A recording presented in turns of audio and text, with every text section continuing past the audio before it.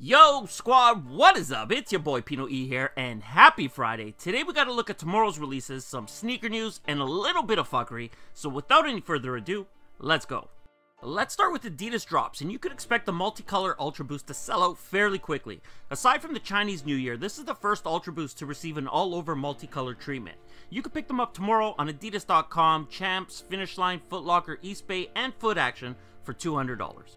Nice but overpriced, we have the white mountaineering Adidas collaboration. Included in this collection, we have two pairs of the Adidas NMD R2, retailing for $220 each. Two pairs of the Adidas NMD Trail, which also have a $220 price tag, and three pairs of the Stan Smith CF, retailing for $180 a pair. Find them at select Adidas retailers, along with Adidas.com, Sneakers and Stuff, Alike, The Goodwill Out, A Few, Asphalt Gold, and other select retailers tomorrow. One pair dropping tomorrow from Nike Basketball, and it's the Nike Kyrie 3 Marble. The pair is essentially a triple black colorway with a black and white marbled outsole. Decent, and you can find them tomorrow at Nike Basketball retailers along with Nike.com for $120. Well, I almost forgot about these, the Nike Airmore Uptempo Light Bone. If you're in Europe or Canada, then heads up, because they drop on the Nike website tomorrow along with select retailers for $160. If you're part of the American squad, sit tight, because you're going to have to wait until September. Jordan Brand has a couple releases planned, and first up we have three pairs of the Air Jordan 2 Decon. Three pairs drop tomorrow morning, coming in the Thunder Blue, Sail, or Black colorway. The pairs will be available on Nike.com, the sneakers app, and at select retailers globally for $160 each. And last up, we got the Air Jordan 9 Baseball Glove in black and brown. The pair drops tomorrow for $250, and although I'm not going to be trying to pick a pair up, I really like how they're releasing.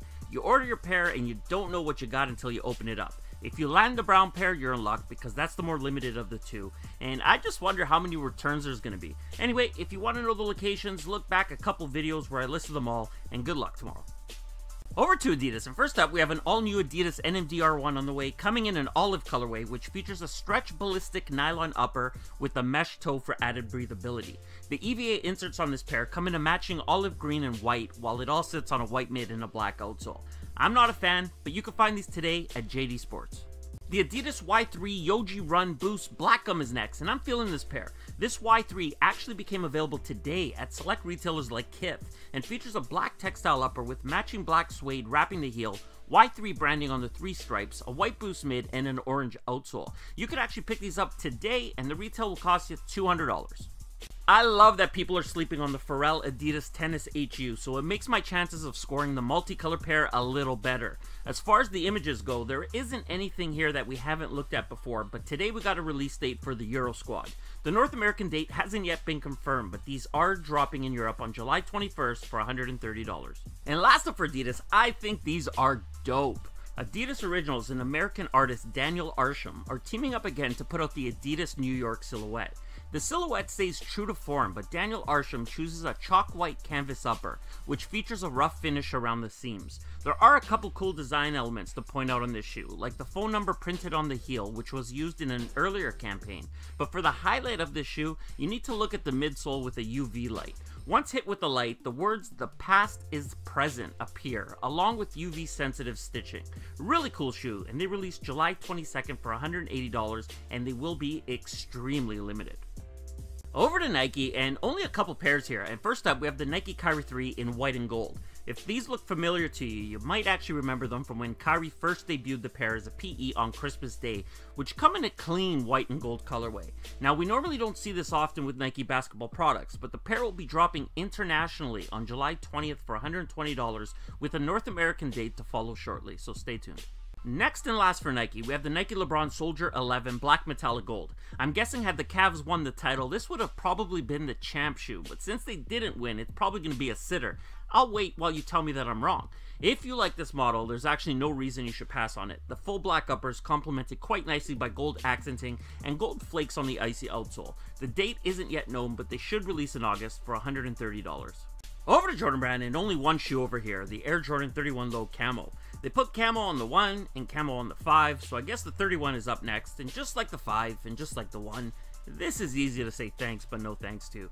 I would like to look to my French translator, and as the French would say, these are garbage.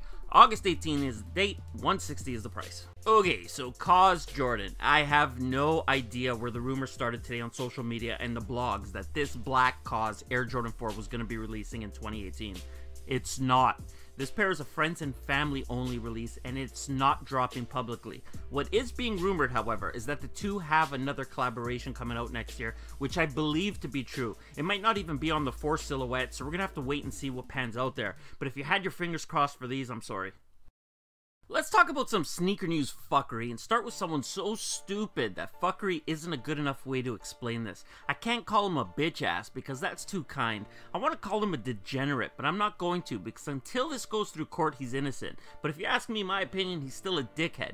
The person I'm talking about is David Reichart. You wouldn't know him, I didn't know him either. But David is an ex-15-year employee of Nike who last worked as a sales executive in Nike's licensed apparel division. So why am I talking about this guy? Well, he got fired in 2014 from Nike, and the story why is a story of stupidity and greed. You see, back in 2008, David and his business partner Paul Russo decided to open their own corporation, JJL Sports Inc., which ran and operated Fanamania. I mean, for naming his company Fanamania, the man should be put behind bars because it's a fuckboy name, but the name isn't the problem. What the problem is that Fanamania had a wholesale account with Nike Licensing Apparel Division. You know, the same division that David was an executive with. There's obviously a conflict of interest there, and most companies ask that you notify them when something like this happens, but David was too smart, he wouldn't ever get caught. So as the owner of Fuckamania, David would place his orders with Nike Licensed Apparel Division, and as the sales executive at Nike, he would then process his own order. So far, it's shady, it's a bad story, but it gets worse. Placing an order through the wholesale division, David could typically offer a retailer a discount of 3 to 7%, but when he was processing his own orders, he went full fuckboy, and he would give himself a discount between 25 and 65%. And that's where the greed came in, and because of his greed, this shithead is facing 2 federal counts of wire fraud due to some forged signatures related to all this fuckery. The maximum sentence for federal wire fraud indictments is 20 years per count. Ouch. And last up, let's talk about ASAP Bari, the brain behind the Valon brand and collaborator with Nike. A video came out this week alleging a sexual assault took place where he was demanding a blowjob for some girl. I mean, he just wanted some head in a comfortable bed. It should all be so simple. So regarding this situation, I'm not going to fault this guy or the girl. I have no idea what happened, but it leads to an interesting scenario. There are a few more Valon Nike Air Force Ones that were supposed to be releasing this year, and I don't think that's going to happen. Whether he did anything wrong or not, it doesn't really matter at this point, and I'm willing to bet that Nike cuts ties and cancels the releases. The Nike brand is just too big to possibly get dirt on, so I say don't hold your breath. And that does it for today's video, everyone. If you enjoyed it, and I hope you did, hit that like button. If you're new around here, subscribe, join the squad. If you have something to say, leave it in the comments below, and I'm out.